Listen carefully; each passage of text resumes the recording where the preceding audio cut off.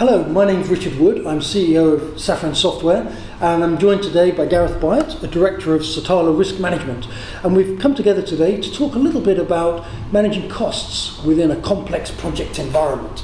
Something that not everyone does, particularly to the same process or to the same level of detail, however complex your project is. But I think we'd like to explore best practice cost management. Okay, Gareth, so first of all, I think we're all familiar with the way you manage activities, durations within a project. That's the bread and butter of a project. But how do you start with your costs at the beginning of a project? Can you still apply risks to the way you build up your cost estimations in the same way you would your activities? How does that work? Yeah, I think that's a good question, Richard, and I think that there are some really good examples that demonstrate how you can do exactly that.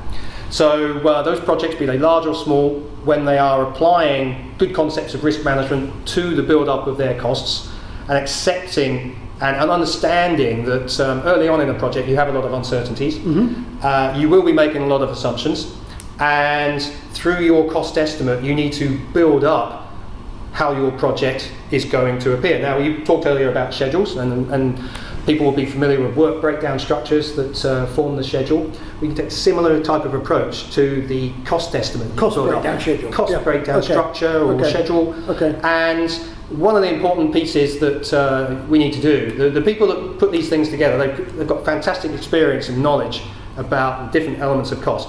But we all have our own biases as well. So one of the things we need to be mindful of is our own biases when we've been doing these things a lot. We always need to look at the context of that particular project and what the risks are, and apply that to the cost estimates. But would you do this before you even have a project schedule, or do you have to do it in conjunction? Oh, you do it in conjunction.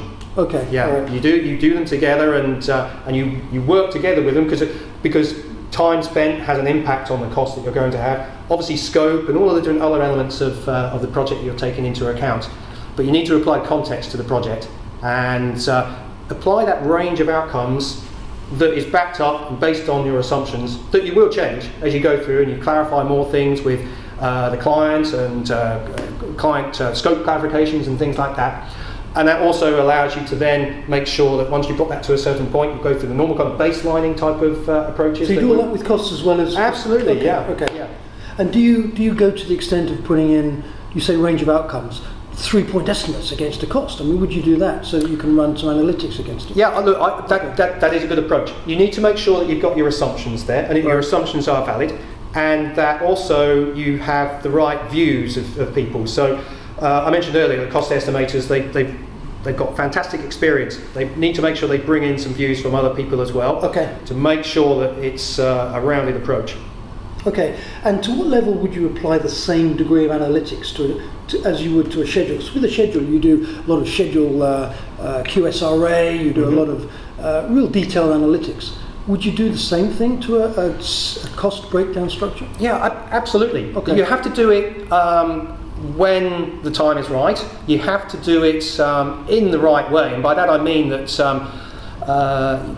it's got to be used to inform your decision making. So sometimes some clients may ask for, they might say, we want a P80 or a P90. So you can do that with costs as well? You can do that with costs as well, and as long as you apply the same mindset you apply when you're looking at schedules and the schedule risk analysis, it works well. But you need to make sure that you do it, you then look at it and you think, okay, so what? What have we missed here, or what are some of the things that if we changed, what impact would that have? Okay, and as you say, cost estimators are really good at what they do, and they always know the right answer.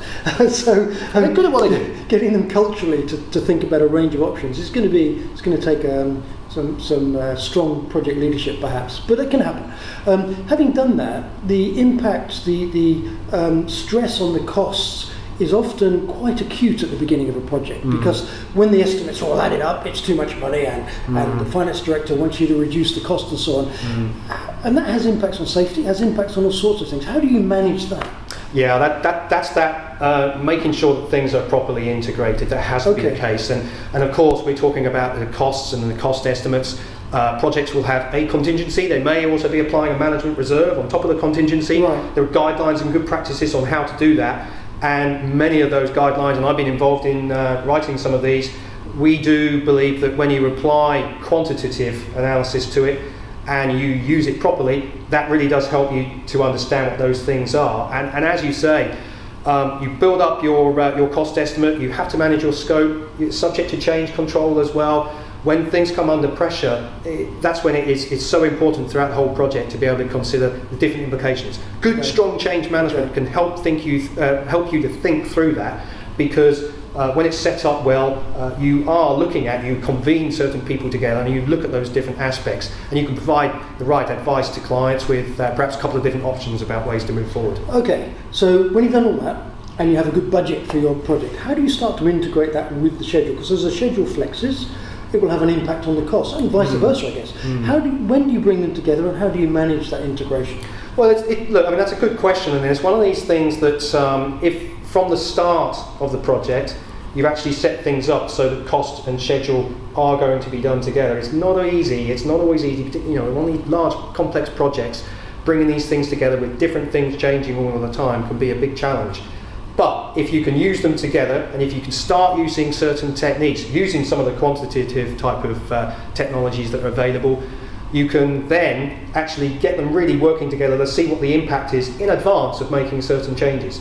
So you can actually have better quality decision making through the use of having both of those things together. From my perspective in Safran, where we sell the software that does this stuff, we have a cost module that does the things we've talked about, and we have a schedule tool as well. And we noticed that at the start of a big project, those tools are in use by different parts of the organisation. And from my perspective, I think bringing the cost analysis together with the schedule analysis is culturally actually quite difficult. It's not so much technology, but it's getting people to merge the two and then manage them together. So I think that's one of those examples, Richard, of where the way that the team is set up and the team structure, and even things such as where they're located and how often they meet jointly to be able to review things, that can make such a difference. Right. So, and I think also if they're using similar or the same technology to be able to help them pull things together, then they have got yet more opportunity to be able to look at these things together. And using certain tools and techniques, there are some that such as joint confidence levels, where you can look at these different things, start doing the what-if type of analysis. But I do think in the project structure and the leadership side of things, making sure that those teams are knitted together tightly, and also the teams that are in different elements, the design elements. Of course, we talked about safety earlier, safety, health and the environment, those kind of things. If you can make sure that you've got your project structure set up properly, and hopefully people can be using these things in a collaborative manner. That gives me a great opportunity to say that at Safran, our software is built as a single product. So though we have a cost module and a risk module for the schedule, they're actually the same thing. So that does mean that everyone's using the same look and feel, the same user interface, and it allows you to have combined workshops with cost estimators and team members and so on, looking at the same stuff. And that we find that is actually quite powerful. Yeah, I think that's it's a really good way to be able to make sure that the team is properly working together on things. And we know that these large projects, they're complex environments, they're tough, there are different things changing, but working together, and if you can stitch it in early, then keep it going, don't lose the ante, then you can get really good outcomes from it. All right, thank you very much, Gareth. Thanks, Richard.